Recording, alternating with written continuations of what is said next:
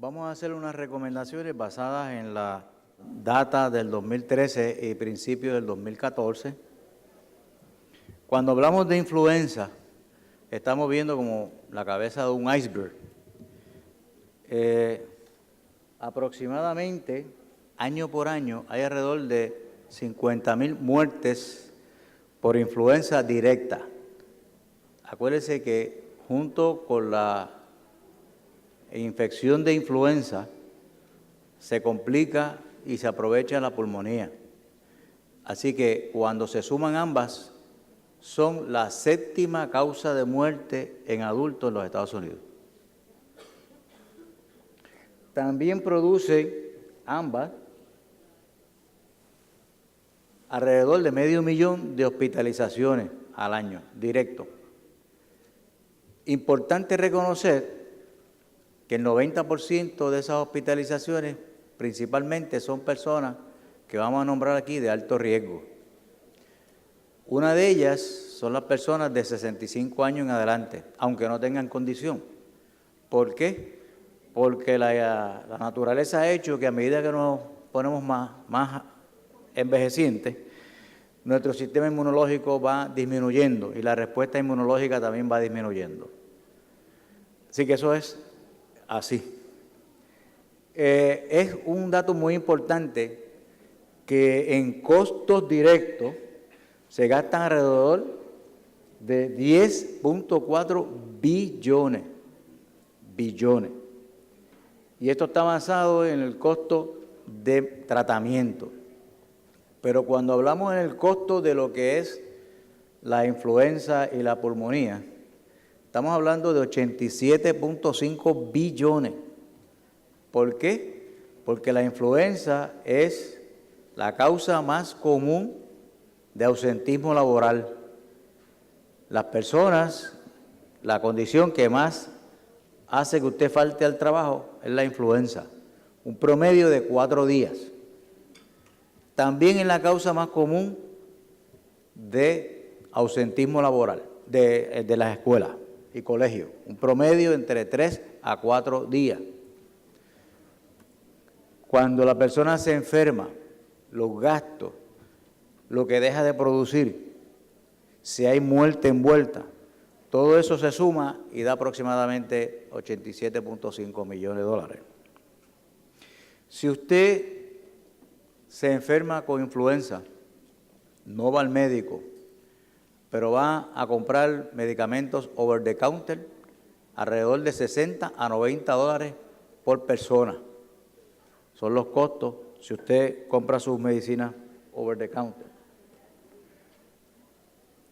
Esto es la estadística que más o menos estábamos hablando recientemente. Hay un grupo de población muy importante que ha ido en aumento, los baby boomers. Los baby boomers son aquellas personas que nacieron de 1945 en adelante, pero que este año pasado cumplieron 65 años.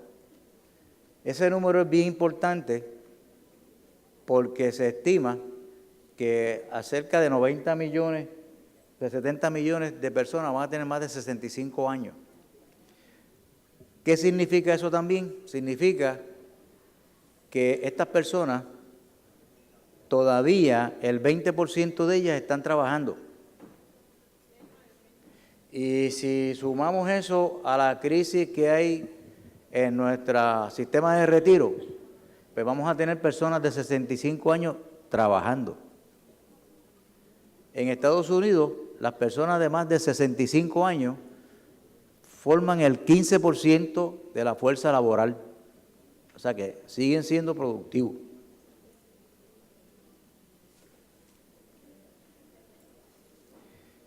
El virus de influenza, tenemos que acordar 2 cositas nada más. En la superficie del virus hay 2 glicoproteínas que son antígenos. Esas glicoproteínas son la neurohemaglutinina.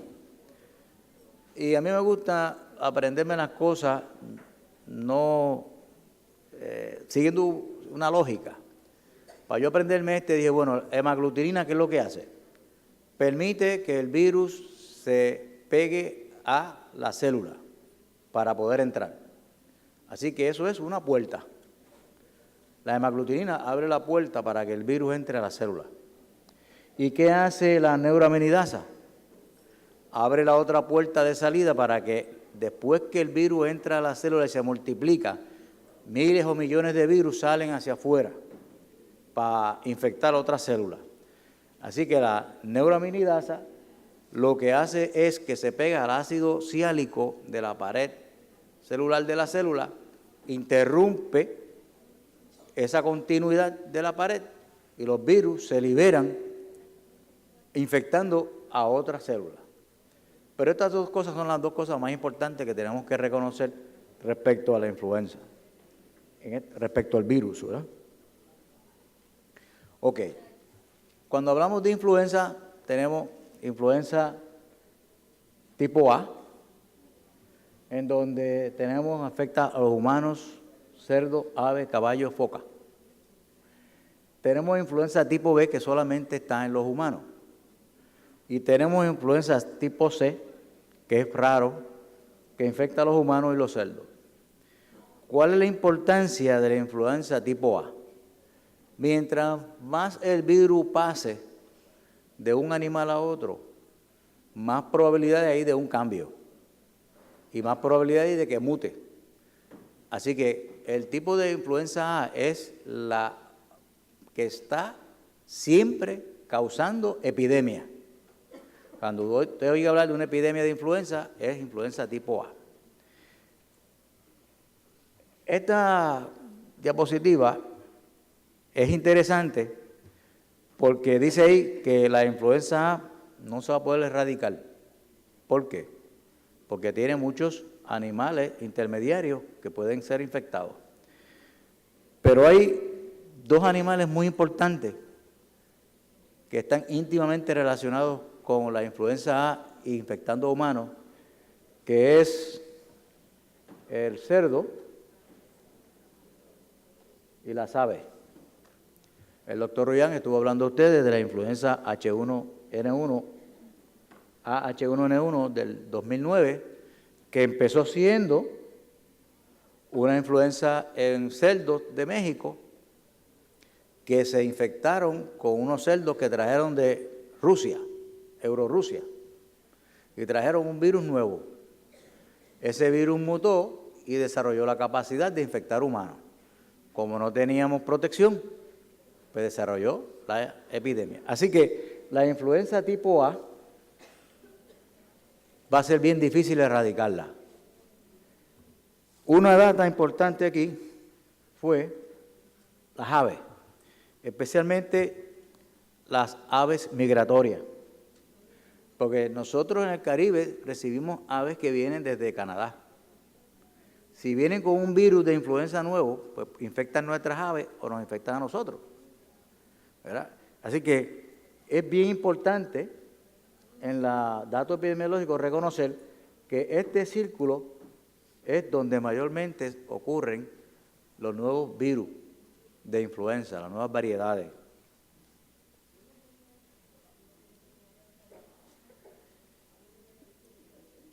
Ok, personas de alto riesgo, niños menores de 5 años, especialmente aquellos que tienen 2 años o menos. Eso se ha visto estadísticamente, el doctor le presentó unas datas aquí ahorita de Puerto Rico, igual en otros países. Así que son un grupo muy importante. Adultos de 65 años en adelante, independientemente que tengan una condición, porque volvemos a repetir que el sistema inmunológico va disminuyendo y la respuesta inmunológica es cada día menos en las personas mayores. Mujeres embarazadas. Ahorita le vamos a presentar una diapositiva que resume esto. Los americanos nativos de Alaska y los indios. Los residentes en los Long-Term Care Facilities, casas de salud, los nursing homes. Tenemos la idea de que el nursing home es la última etapa donde usted va a abrir la puerta del cielo y que es un almacén de viejitos. Pero hay muchos nursing homes de que personas no quieren quien los cuide y están allí y son personas comunes y corrientes. Mi mamá tiene 97 años, se lee el periódico todos los días. Desayuno con ella los domingos y el domingo que no voy llama la atención. Así que no hago compromiso los domingos hasta después de las 10 de la mañana. Se lee el periódico, de vez en cuando repite la noticia, pero a los 97 años todavía está, prende el televisor, etcétera, y no vive en un nursing home. Pero cada día, esto es una necesidad, vamos cada día más a vivir en nursing home.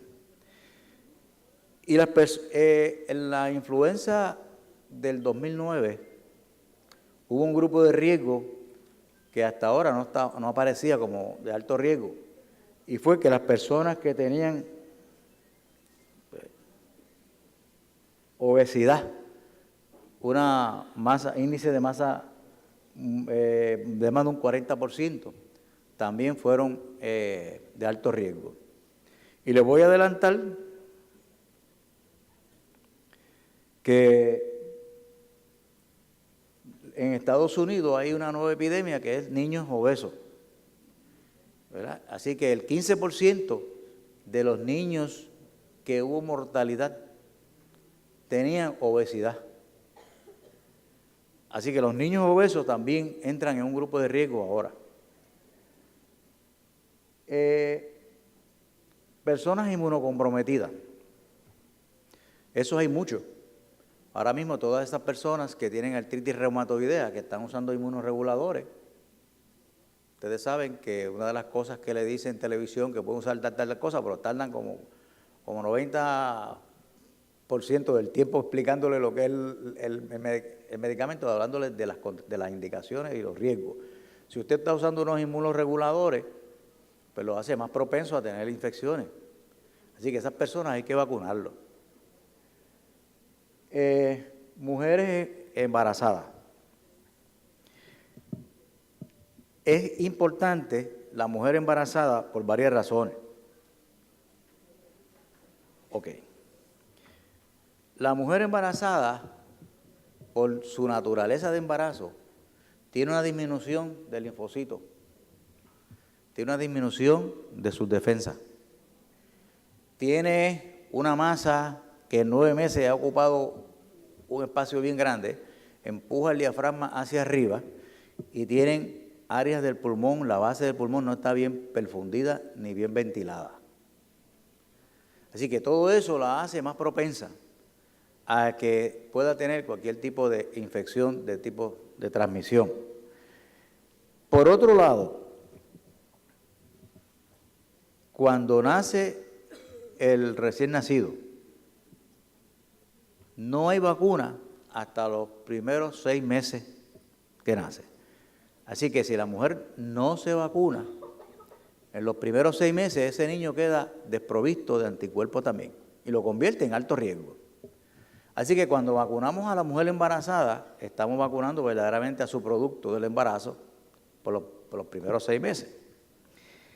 Fíjense que aquellas personas que se hospitalizaron fueron 22% más de los que tuvieron problemas de parto, produce muerte, prematuridad, muerte en recién nacido. Así que ya es requisito ofrecerle la vacuna a la mujer embarazada. Han hecho muchos estudios y créame que no afecta al bebé. El último informe salió en marzo de este año en el Congreso Internacional de Enfermedades Infecciosas celebrado en Sudáfrica. Y allí hicieron un estudio, un grupo de mujeres embarazadas que no quisieron vacunarse, las siguieron, y un grupo de mujeres embarazadas que se vacunaron. Y la relación de que se complicaron entre las que no se vacunaron es sumamente alta. La cantidad de niños que fallecieron fue alta.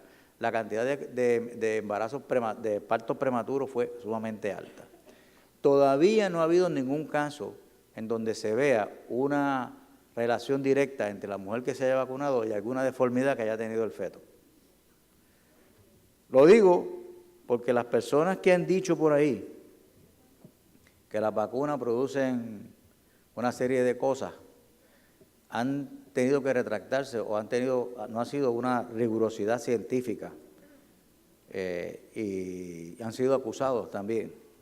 Hubo una iglesia en Estados Unidos que prohibió vacunarse a todos sus miembros y hubo un brote de sarampión donde murieron una serie de personas y fueron demandados por el Estado. O sea que esto es mucho más de lo que uno se imagina de una simple vacuna. También se hizo unos estudios y se vio que la mujer embarazada le hacía mucho caso a su ginecólogo. Si yo le digo que se vacune, no me va a hacer tanto caso. Si se lo dice Walgreens, tampoco le va a hacer tanto caso. Pero si se lo dice su ginecólogo, le hace caso. Así que tenemos que llevar este mensaje a los ginecólogos y tienen que ponerse al día porque esto es parte de una buena práctica de la medicina. Fíjense que todo esto que está aquí son condiciones que no solamente te hacen propenso, sino que te pueden complicar. Si usted tiene 65 años o más y tiene diabetes, aumenta la incidencia y la mortalidad. Y si tiene más de 3, pues también va a aumentar. Si tiene diabetes, tiene alta presión y tiene más de 65 años de edad, pues también le aumenta exponencialmente el riesgo.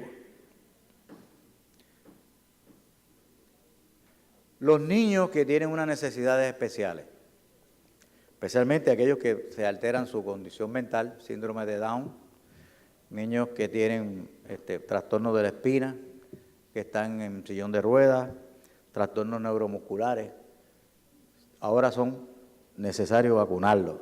Si se dan cuenta ahí, durante el 2011 al 2012, solamente el 50% de los padres vacunaron a sus hijos, posiblemente porque no lo sabían, que son altos riesgos. Y los gorditos. Aquí en Estados Unidos hay una epidemia de obesidad en niños y en personas adultas. Así que fíjense que el 40%, el 45% de los adultos y el 13% de los niños que se hospitalizaron con influenza tenían obesidad. Esto es la relación de hospitalizaciones que ha habido hasta enero, la primera semana del 2014. Lo que está en verde son casos de pediatría y en azul casos de niños. Posiblemente ustedes no lo puedan ver allá, pero yo se lo voy a explicar. El 44.9% de los adultos tenía obesidad, sobrepasando el riesgo de tener COPD o de tener fallo cardíaco congestivo. La otra condición en los adultos fue trastornos metabólicos, especialmente diabetes, seguido de enfermedades cardiovasculares y asma. En los niños hubo un 40% que no se pudo identificar ninguna causa. Pero la obesidad fue 12.5% más que el asma y más que cuestiones metabólicas. Así que esto es bien importante que se lleven ese mensaje. Estos fue los factores de riesgo, la mortalidad que hubo publicada en enero del Departamento de Salud. Todavía quedaban algunos casos por adjudicar, ¿verdad? Sí, pero hubo 14 muertes. Es posible que si adjudicaron algún otro más, pues eso haya cambiado. Pero fíjense en los factores de riesgo. Asma, de los 14 que murieron, 5 tenían asma, 5 tenían diabetes, 2 obesidad y mayores de 65, 4 casos. Lo que refleja que hay unos factores comunes en Puerto Rico también, donde la obesidad, si van a ver, es el segundo caso de incidencia. Esto es una gráfica que lo que demuestra es aquellas personas que han sido atendidos en los Estados Unidos en clínicas externas desde el 2013 al 2014. Lo que indica la parte azul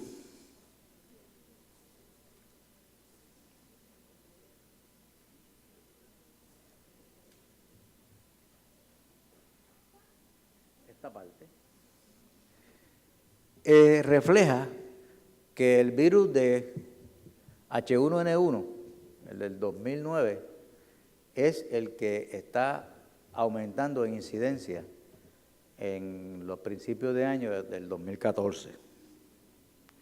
Y eso se ve reflejado aquí en las primeras 2 semanas. Se han probado, ¿verdad?, 10.841 casos, 25% dieron positivo, influenza A un 98%, influenza B un 2%. Pero dentro del grupo de influenza A, el AH1 del 2009, un 65%. O sea, lo que se espera es que en este año, pues, aunque ese virus está está incluido en las vacunas que nos vamos a poner trivalente o cuatrivalente. Pero eso es la tendencia que se ve hasta ahora. Estos datos es interesante porque si cogemos el color verde, que son personas mayores de 65 años de edad, desde 2010, 2011 a 2013, era el grupo de mayor incidencia. Pero en el 2009, el grupo que más se afectó fueron adultos jóvenes, desde 18 años hasta 50 años, fue el grupo que más se afectó. Y esa es la tendencia que hay ahora, hasta ahora en el 2014, reflejado aquí. El 61% de los casos en las primeras semanas del 2014 eran las personas que tenían de 18 y hasta 50 años.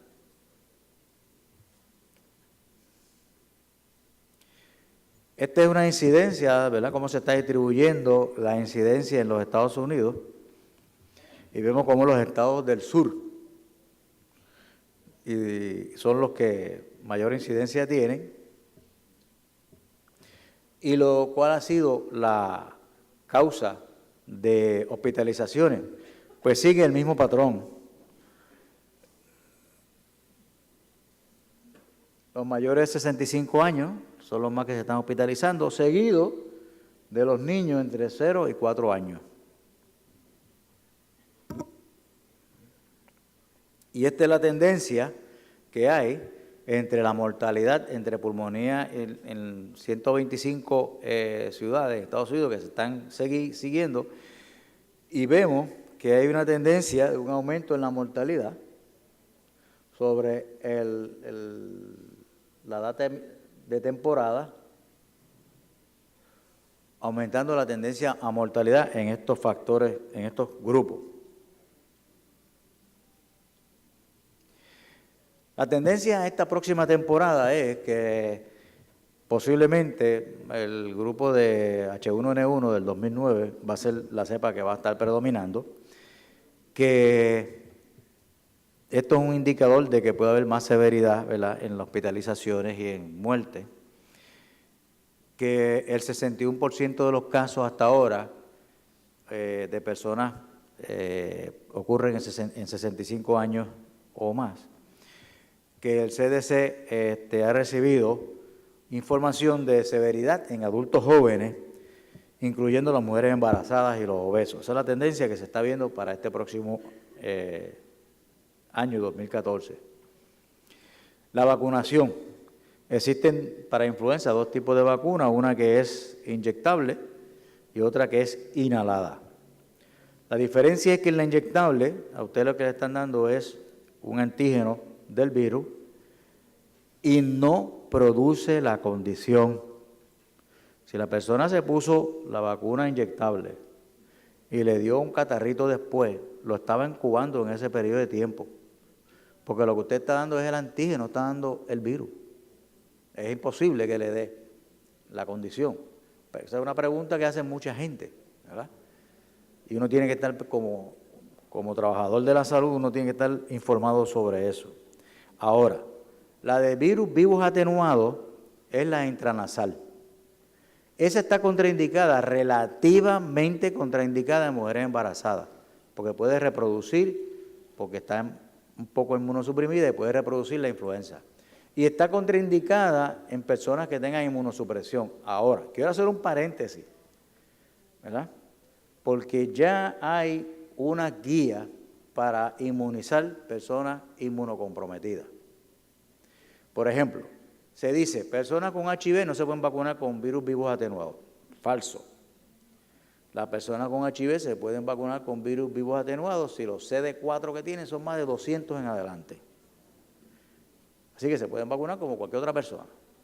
Pero, si usted está tomando algunos inmunorreguladores para artritis reumatoidea, pues eso no se va a poner la intranasal, se pone la intramuscular, pero no está contraindicada tampoco. Desde 2012 hay 6 tipos de vacunas aprobadas por el FDA. Algunas tienen unas indicaciones para cierta edad, pero solamente hay una que se puede utilizar hasta ahora en niños de 6 meses en adelante, que es la Fluzone. Se supone que no digamos marca, pero como esta es la única que ya he probado hasta ahora, esa es la que tengo que hablar. Se pone en niños menores de 6 meses en adelante y en adultos. Hay una serie de variedades que ustedes podrán escuchar recientemente y es que cuando uno se vacuna, esta información hay que sabérsela transmitir a la gente. Cuando uno se vacuna, el 80% de las personas quedan protegidas, pero puede haber un 20% que no levanten anticuerpos. Si usted le dice eso al paciente, a lo mejor le dice, pues yo no me voy a vacunar, porque ¿para qué me voy a vacunar si no quedo vacunado? Yo le tengo una contestación a esa presente. Yo me gusta ser bien práctico. Le digo, ¿usted juega a la loto? Sí. ¿Qué oportunidad usted tiene de pegarse en la loto? Creo que en 8 millones. ¿Y qué oportunidad usted tiene de quedar protegido? 80% de probabilidad, pues entonces vale la pena ponérsela. Y así pues uno los convence. Hay una serie de cambios muy interesantes que fue que lo que dice aquí, high dose, eso es que ese tipo de vacuna se duplicó la cantidad de antígenos, en vez de 10 microgramos a 20, para ver si la inmunidad se mantenía sostenida por más tiempo y se lograban alcanzar niveles altos a mayor número de personas. Esto empezó el año pasado, así que no hay mucha experiencia, pero solamente el 26% de las personas que se le puso la high dose lograron mantener unos anticuerpos sostenidos por más de 8 a 9 meses.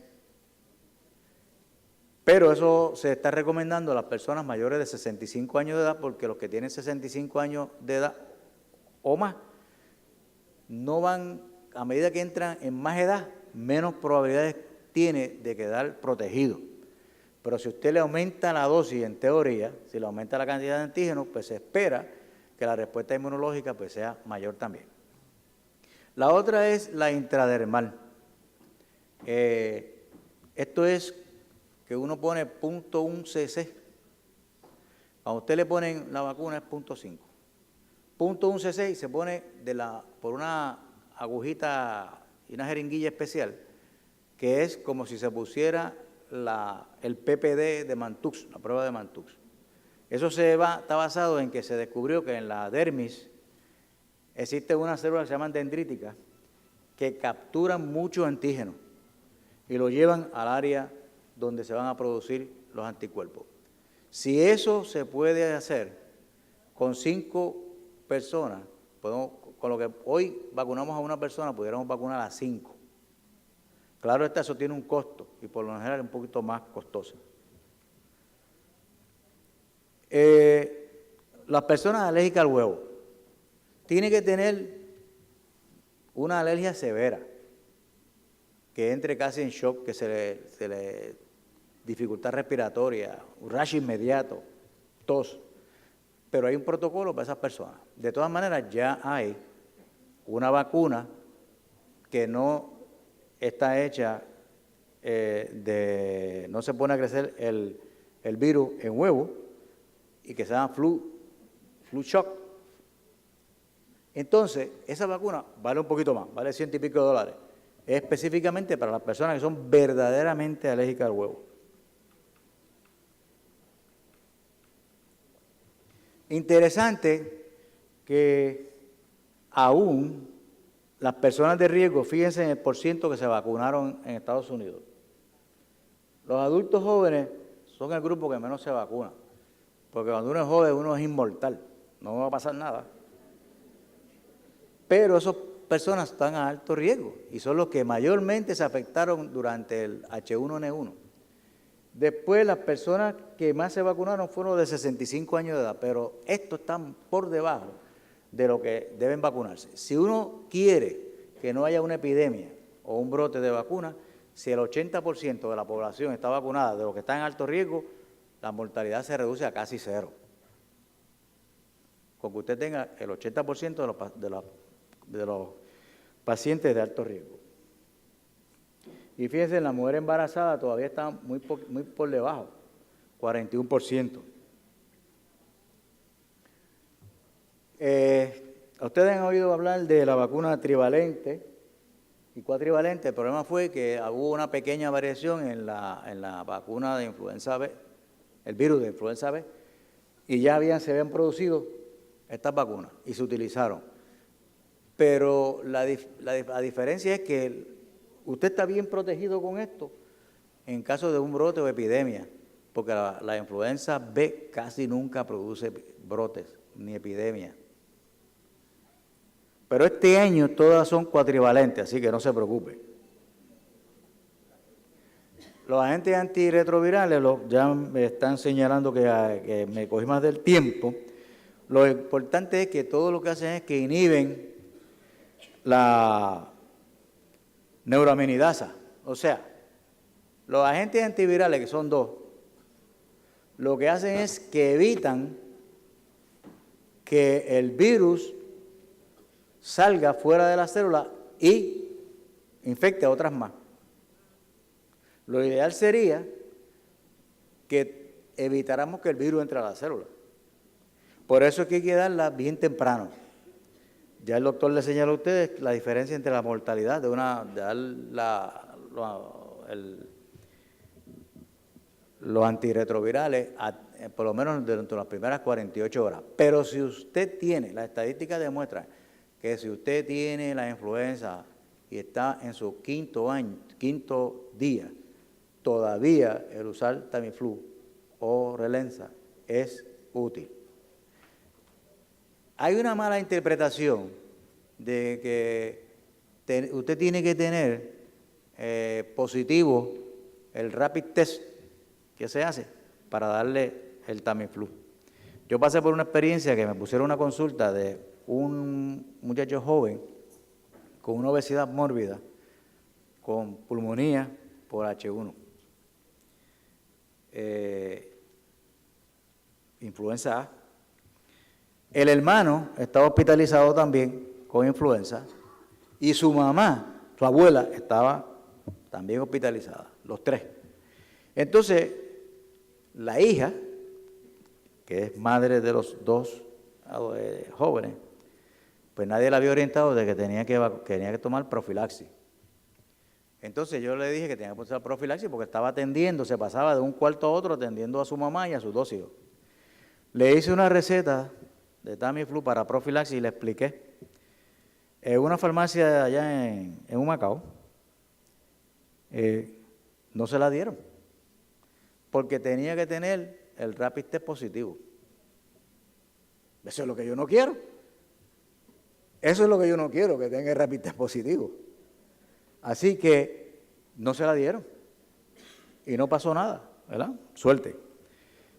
Pero es importante la profilaxis, la prevención con Tamiflu cuando esté indicada. siempre la prevención es sumamente importante y aún ahora se dice que usted pues, no debe taparse cuando estornuda con la mano porque a menos no se lave las manos cada vez que estornude. Si usa un pañuelo, pues el pañuelo se queda también infectado con virus, donde usted se mete alrededor del bolsillo. Así que lo que se está recomendando es que si no tiene con qué toser, pues lo haga en el codo, porque usted no le da la mano con el codo a nadie. Pero si aún así usted no tiene con qué protegerse, siempre hay la oportunidad para evitar la condición. Así que con esto termino. Si hay alguna pregunta, pues...